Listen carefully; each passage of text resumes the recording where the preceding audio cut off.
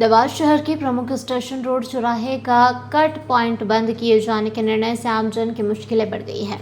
क्षेत्र की 20 से अधिक कॉलोनियों के रहवासियों ने स्थानीय पार्षद शीतल गहलोत और भूपेश ठाकुर के नेतृत्व में कलेक्टर को आवेदन सौंपकर चौराहा पुनः खोलने की मांग की है। उन्होंने कहा कि ट्रैफिक विभाग द्वारा स्टेशन रोड चौराहे का कट पॉइंट प्रयोगात्मक रूप से बंद कर दिया गया है, लेकिन इससे आम जनता को भारी परेशानी का सामना करना पड़ रहा है। रहवासियों को अब बस स्टैंड के कट पॉइंट से होकर लंबा चक्कर लगाकर आना जाना पड़ रहा है, जिससे समय, श्रम और खर्च तीनों बढ़ गए हैं। इस निर्णय के बाद बस स्टैंड क्षेत्र में ट्रैफिक का दबाव अत्यधिक बढ़ गया है। रहवासियों द्वारा बताया गया है कि चौराहा बंद होने से हजारों लोग अब नई आबादी की संकरी गलियों से निकलने को मजबूर है। पार्षद शीतल गहलोत ने कहा कि स्टेशन रोड चौराहा वर्षों से हजारों लोगों की आवाजाही का मुख्य मार्ग रहा है। इस चौराहे के अचानक बंद किए जाने से महिलाओं, स्कूली बच्चों, व्यापारियों और बुजुर्गों को अत्यधिक कठिनाइयों का सामना करना पड़ रहा है। पार्षद भूपेश ठाकुर ने कहा कि यदि इस चौराहे को शीघ्र पुनः नहीं खोला गया तो हम रहवासियों के साथ मिलकर आंदोलन के लिए बाध्य होंगे। कौन से क्षेत्र से आप सब लोग आए हैं, कलेक्टर साहब से मिले हैं, क्या कुछ समस्या को लेकर यहाँ पहुंचे थे? आज स्टेशन रोड क्षेत्र के पूरे व्यापारी वर्ग और वहाँ के रहवासी गण के प्रतिनिधि आज कलेक्टर साहब के पास जन सुनवाई में उपस्थित हुए थे। विषय आप सभी को पता है कि तिराहा जो लाल गेट तिराहा है, इसको अचानक यातायात सुरक्षा समिति का हवाला देते हुए बंद कर दिया गया है और इसके कारण से पैदल जाने वाले यात्रियों को, विद्यार्थियों को, महिलाओं को और सभी लोगों को भयंकर असुविधा का सामना करना पड़ रहा है और यह कट शीघ्र खुले और लोगों को यहाँ पर सुविधा मिले, इस दृष्टि से आज कलेक्टर साहब के पास जन सुनवाई में निवेदन के लिए यहाँ के रहवासी गणों के साथ हम दोनों प्रतिनिधि उपस्थित हुए थे। क्या कुछ आश्वासन मिला है? आश्वासन नहीं, अभी उन्होंने प्रथम दृष्टि हमारी मांगों को सुना है और आगे वो अपना विचार करेंगे और यदि वो अपनी मांगों पर, हमारी मांगों पर विचार नहीं करते तो आगामी हमारे लिए भी रास्ते खुले हैं उसके। आपको परिचय? शीतल गहलोत, पार्षद वार्ड क्रमांक 30। कलेक्टर अभी पहुंचे हैं, क्या कुछ समस्या को लेकर पहुंचे हैं, कहाँ से आप सब लोग आए हैं? देखिए, स्टेशन रोड, नयवादी क्षेत्र, गीता भवन क्षेत्र और हमारा गायत्री मंदिर क्षेत्र के सभी रहवासी लोग, जिससे लगभग सभी लोगों को परेशानी होती है। लाल गेट पर जो बैरिकेड लगाए गए हैं, अस्थायी रूप से बंद करा था, कुछ उन लोगों ने एक प्रयोग करा था। अब वो प्रयोग उन लोगों का कितना सफल रहा है तो वो लोग ही जाने, लेकिन उससे हम लोगों को, रहवासी क्षेत्र के लोगों को काफ़ी परेशानी हो रही थी। उसी के रूप में हम सभी रहवासी लोगों ने तय किया था कि आज हम लोग कलेक्टर साहब को हम लोग बताएंगे, अवगत कराएंगे। उसी के लिए हमने कलेक्टर साहब को आवेदन दिया है और मैं रहवासी क्षेत्रों के साथ हम जनप्रतिनिधि लोग उपस्थित हुए हैं। कलेक्टर साहब ने उसको गंभीरता से लिया है, उसको आश्वासन दिया है। अब कलेक्टर साहब क्या निर्णय लेते हैं उसके बाद हम लोग आगे जो भी रहेगा हम लोग सब मिलकर तय करेंगे। आपका परिचय? भूपेश ठाकुर, पार्षद।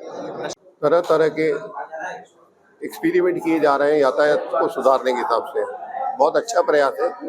परंतु ये जो कुछ समय के लिए किया गया था, इसको जो है एक तरह से, पूरी तरह से उसको एक व्यापारी वर्ग, रहवासी वर्ग के लिए एक परेशानी का कारण बनता जा रहा है। इसके समाधान के लिए और अपनी तरफ से अपनी बात रखने के लिए सभी जो है स्टेशन रोड के जो है व्यापारी एसोसिएशन के प्रतिनिधि, साथ ही रहवासीगण और हमारे वार्ड के पार्षद, स्टेशन लगभग उस स्टेशन रोड पर 20 से 22 कॉलोनियाँ जो है रहते हैं।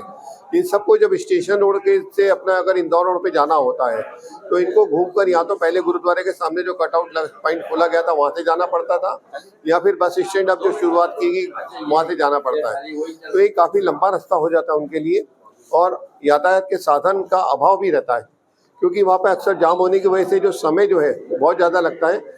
कभी कभी यह भी हो जाता है कि स्टेशन रोड पर जो जाने वाले को, जिनको यात्रीगण है, उनको भोपाल पेट्रोल पंप से घूमकर आने की वजह से ज़्यादा समय लगता है और यहाँ तक कि कभी कभी उनकी ट्रेन भी छूटने का बहुत दिक्कत रहती है। स्टेशन रोड पर आने वाली गाड़ियों को नहीं आने दिया जाता है क्योंकि उनको पेट्रोल पंप से घूमकर आना पड़ता है, तो वो लोग खुद भी नकारा करते थे कि हम लोग इस रोड पर नहीं आएंगे। इससे उस रोड का जो व्यापार जो है उस पर भी जो है उसका बुरा प्रभाव पड़ रहा है।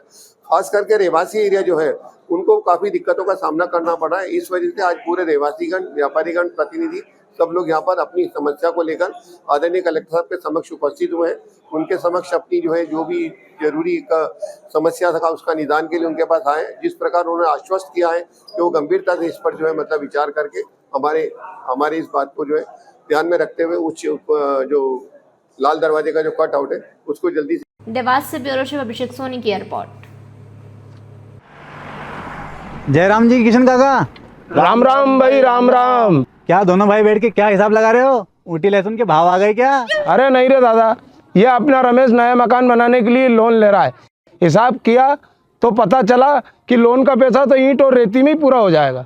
और अभी तो सीमेंट लानी है, सलिया लाना है और तो ठेकेदार को भी पैसे देने हैं। मेरे तो कुछ समझ में ही नहीं आ रहा कि कैसे बनेगा मेरा नया मकान।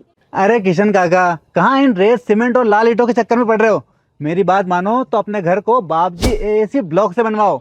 इसमें ना सीमेंट और रेत की जरूरत होती है, ना ही तराई करने की झंझट। और लाल ईंटों के मुकाबले आपका मकान काफी तेजी से बनकर तैयार हो जाएगा। इससे आपके पैसे तो बचेंगे ही, साथ ही मजबूती ऐसी कि सालों साल देखने की जरूरत नहीं।